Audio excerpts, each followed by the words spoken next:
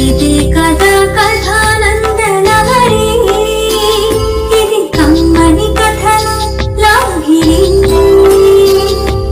కమ్మని కథల లాహిరి, ఇది కమ్మని కథల లాహిరి. కథానందలహరి సమూహ సభ్యులకి నమస్కారం. ఇదండి సంగతి. కథానిక రచన చిర్రావూరు మదన్ మోహన్.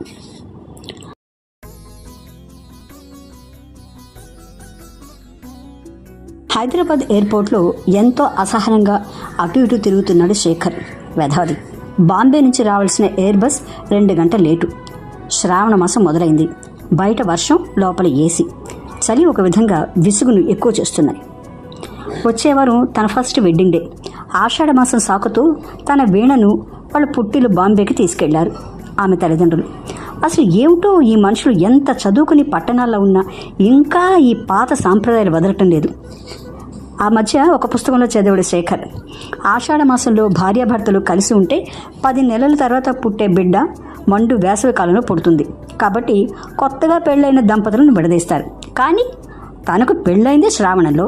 దాదాపు ఏడాది కాపురం చేశాక ఇప్పుడు ఆషాఢ మాసం అంటూ 1 నెల రోజులు తన వీణని దూరం చేశారు. ఆమె లేని లోటుతో ఈ నెల ఎలా గడిపాడో. ఆఖరి అనౌన్స్మెంట్ విని ఆశగా ఆకాశం వంక చూశాడు శేఖర్. దిగుతున్న విమానంలో తన హృదయ వీణ ఉందని తెలిసిన శేఖర్కు అంతసేపు ఉన్న కోపం, అసహనం పోయి ఆ విమానం మీద ప్రేమ పెరిగింది. విమానం ఆగటం, ప్రయాణికులు దిగటం అంతా యాంత్రికంగా జరిగిపోతున్నది. ఆప్యాయంగా నవ్వుతూ తన వైపు వస్తున్న వీణ వెనకాల ఒక చిరపరిచితమైన ముఖం. షాక్ తిన్నాడు.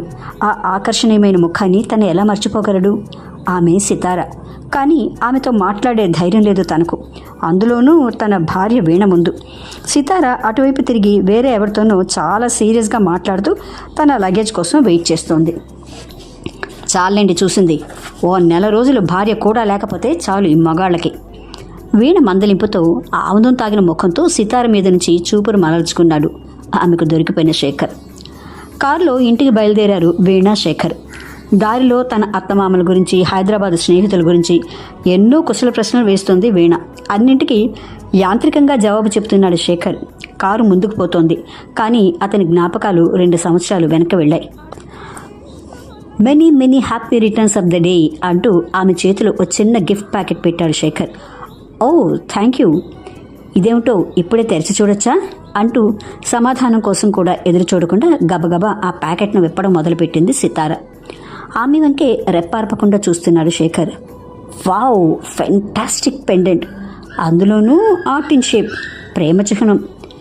శేఖర్, నన్ను ప్రేమిస్తున్నావా? 2 రోజులుగా ఇదే ప్రశ్న ఆమెను అడగాలని ఎన్నో కోణాలలో ఎన్నో విధాల ప్రశ్నలు సమాధానాలు రిహార్సల్స్ చేశాడు. కానీ ఆ ప్రశ్న సూటిగా తననే అడిగేటప్పటికి ఏం సమాధానం చెప్పాలో తెలియక తెల్లముఖం వేశాడు శేఖర్. ఏంటా బెరుచూపులు, బల్లం కొట్టిన రాయిలాగా కవ్వించింది సితార. పోనీలే, 2 రోజులు టైం ఇస్తున్నాను, ఆలోచించి సమాధానం ఇవ్వు. శేఖర్కు మళ్ళీ మౌనమే సమాధానం అయింది. సితార తండ్రి బొంబాయిలో ఓ బిజినెస్ మ్యాగ్నెట్. ఆమె తల్లి ఓ మహారాష్ట్ర వనిత. కాస్మోపాలిటన్ జీవితం వల్ల అందరితోనూ ఆడామగ భేదం పాటించక చనువుగా ఉంటుంది సితార. బొంబాయిలో ఉండటం వల్ల ఏదో తెలుగు మాట్లాడడమే కాక చదవటం రాయటం రాదు. శేఖర్ పనిచేసే అడ్వర్టైజింగ్ కంపెనీలో సితార కూడా పనిచేస్తుంది. ఆమె ఉద్యోగం చేయటం డబ్బు సంపాదన కన్నా ముఖ్యంగా టైం పాస్ కోసమని చెప్పాలి.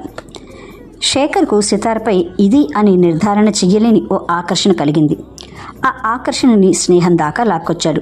ఇక ఆ స్నేహాన్ని పెళ్లిగా మార్చాలంటే చాలా ప్రాక్టికల్ చిక్కులు కనిపిస్తున్నాయి.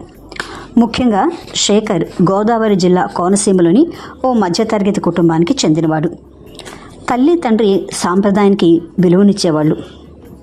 చదువుకొని పాస్ అవటం తప్ప జీవితంలో గొప్పగా అతడు చేసిన సాహసాలు, సాధించిన విజయాలు ఏమీ లేవు. అతని తండ్రి ఓ హై స్కూల్ తెలుగు మాస్టారు. సితారికి తెలుగు చదవటం రాయటం రాదు, మాటలు కూడా అంతంత మాత్రమే. ఈ విషయం తెలిస్తే తన తల్లిదండ్రులు ససేమిరా ఒప్పుకోరు. ఇక సితారికి ఆడామగ భేదం లేదు, అందరితో కలిసిపోతుంది. తమ కంపెనీలో దాదాపు 10 మంది ఆడవారు, 20 మంది మగవాళ్ళు పనిచేస్తున్నారు. ఆ 20 మందితోనూ ఒకే విధంగా మసులుకుంటుంది సితార. అదే విచిత్రమో కానీ ఆమె తనతో మాట్లాడుతున్నంతసేపు మనసుకు హాయిగా ఉండి అందరూ ఆడవాళ్ళు ఇలా సోషల్గా ఉండాలనిపిస్తుంది. కానీ సితార ఇంకెవరినైనా చూసి హాయ్ హలో అంటే మాత్రం తన గుండె ఎందుకో వెలవెల్లాడిపోతుంది. దాన్ని తను సహించలేడు. ఆమె మారదు.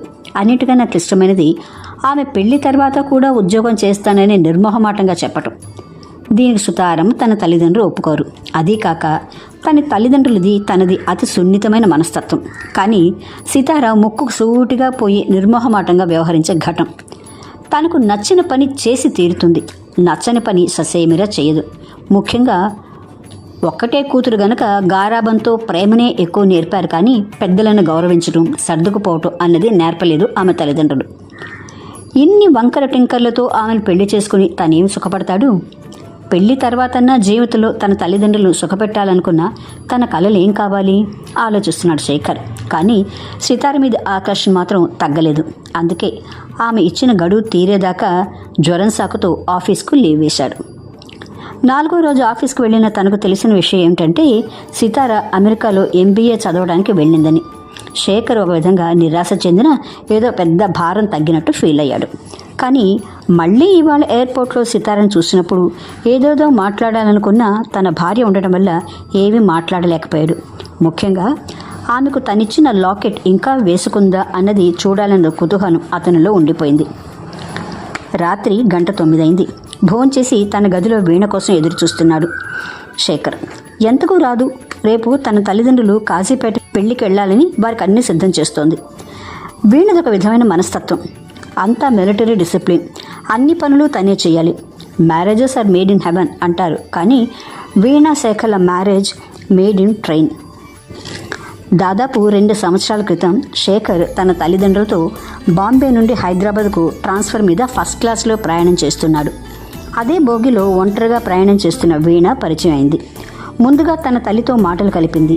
ఆమె తండ్రి బొంబాయిలో పెద్ద మిలిటరీ ఆఫీసర్ అట. చాలా రోజులు నార్త్ ఇండియాలో ఉండి అక్కడే చదువుకుందిట. హైదరాబాద్లో స్నేహితురాలి పెళ్లికి వెళుతున్నానని చెప్పింది. దానికి శేఖర్ తల్లి, మరి నీ పెళ్ళెప్పుడమ్మా అని అడిగింది. మీలాంటి మంచి అత్తగారు మామగారు దొరికిన రోజు అని చమత్కారంగా అంది. అంతే. ఆమె తనకు కాబోయే కోడలన్న ఆలోచన బీజం వారి మనసులో నాటుకుంది. దారి పొడుగునా తన తల్లిదండ్రులకు యాపిల్, ఆరెంజ్ ఇలా ఏదో ఒక పండు కొని తినిపిస్తూనే ఉంది. ఆశ్చర్యం ఏమిటంటే సితారలో ఉన్న అన్ని లోపాలు ఈ వీణలో కూడా ఉన్నాయి. కానీ ఆ లోపాలు తనకే కనిపించాయి, కానీ తన తల్లిదండ్రులకు కొంచెం కూడా కనపడలా. వీణకు కూడా తెలుగు రాయటం చదవటం రాదు. కానీ ఆమె రాసి చూపిన కొక్కిరి బిక్కిరి అ ఇ అనే 4 అక్షరాలు చూసి మురిసిపోయారు తన తల్లిదండ్రులు. వీణ తల్లి ఉడిపి కన్నడపు వనిత. ఉడిపి వాళ్ళు బాగా వంట చేస్తారుగా, మన ఆంధ్రాలో మంచి మంచి హోటళ్ళన్నీ వాళ్ళవే అని తల్లి సమర్థించింది. వీణ కూడా పెళ్లి తర్వాత ఉద్యోగం చేయాలని చెప్పింది. అబ్బే, నువ్వు కూడా ఎందుకమ్మా ఉద్యోగానికి వెళ్ళటం అన్న తల్లిని, అయితే నాకు ఇప్పుడు దాదాపు 53,000 రూపాయలు జీతం వస్తుంది.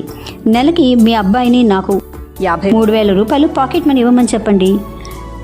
నా ఉద్యోగం మానుకుంటాను.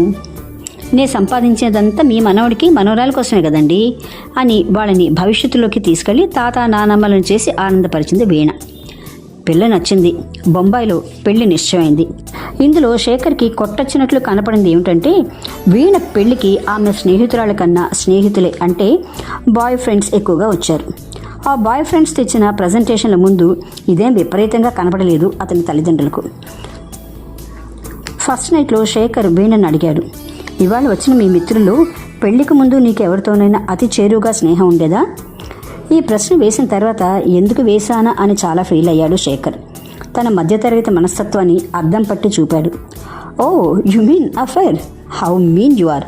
అవును, ఇవాళ వచ్చిన అందరి బాయ్ ఫ్రెండ్స్తోనూ ఉంది. చాలా సీరియస్గా నవ్వుతూనే అంది వీణ. అన్నట్టు పెళ్లికి ముందు తమకేమైనా అఫైర్స్ ఉన్నాయా? ఉంటే ఇప్పుడే ధైర్యంగా చెప్పేయండి. చెల్లుకు చెల్లు సరిపోతుంది. అదే చిరునవ్వు. కానీ కుక్క కాటుకు చెప్పు దెబ్బలాగా ఉన్నాయి ఆ మాటలు. అబ్బే, అఫైర్స్ అలాంటివేం నాకు లేదు బెదిరిపోయాడు శేఖర్.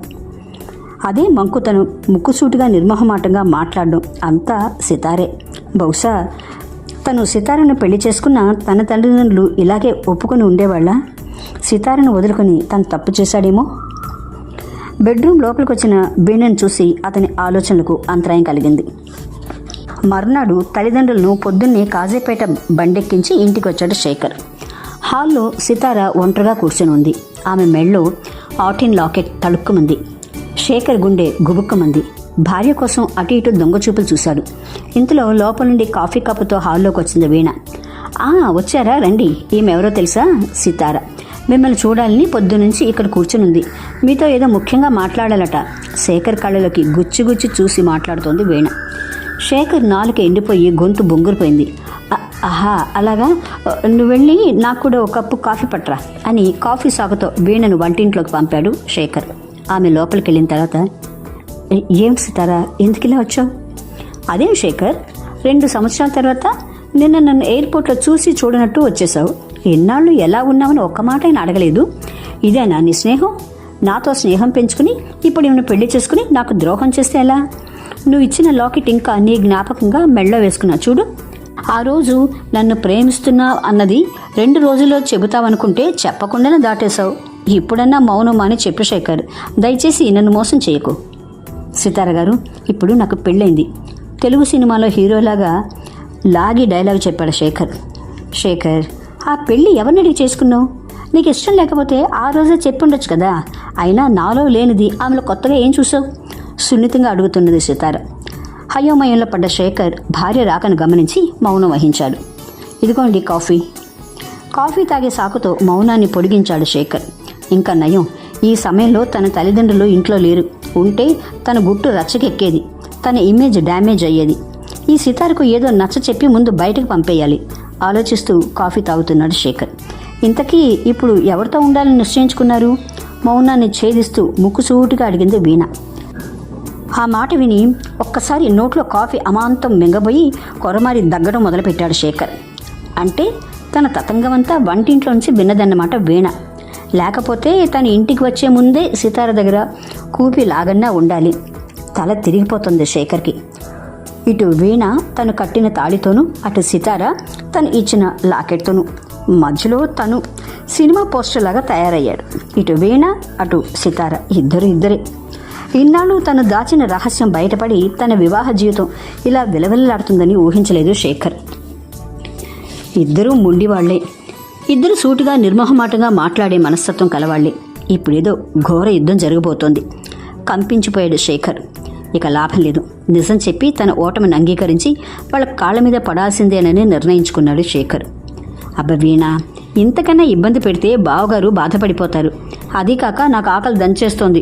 నువ్వు చేస్తున్న పెసరట్టు వాసన అదిరిపోతోంది. ఇక ఆయన్ని ఆటలు పట్టించడం ఆపి ఆ పెసరట్టు అల్లం పచ్చడి వడ్డించవే. ఆకలే బాబు. అన్నట్టు ఈ లాకెట్ నీ మెళ్ళలో ఉంటేనే అందమే అక్క అంటూ లాకెట్ తీసి వీణకిచ్చింది సితార. ఇదంతా వింటూ ఆశ్చర్యంతో తన చెవుల్ని తనే నమ్మలేకపోయాడు శేఖర్. అవునండి, సితార నా కజిన్ సిస్టర్. మన పెళ్ళప్పుడు అమెరికాలో MBA చదవటానికి వెళ్ళింది. మన బొంబాయిలో కలుసుకుని మాట్లాడుకుంటుంటే దానికి నా భర్త మీరేనని తెలిసింది. అందుకే మీ భర్తం పట్టడానికి బాంబే నుంచి ఈ ఊరొచ్చింది. ఆ రోజేమన్నారు? అఫేర్ లేదా? మీ మగబుద్ధి పోనిచ్చుకున్నారు కాదు. అన్నట్టు సితారకి వచ్చే నెలలోనే పెళ్ళి. మీకు ఇప్పుడు చెప్తే గానీ సెలవు పెట్టరాయే చెప్పుకుపోతుంది వీణ. అవాక్కై వింటున్నాడు శేఖర్. ఇదండి సంగతి. కథానిక రచన చిర్రావూరు మదన్ మోహన్.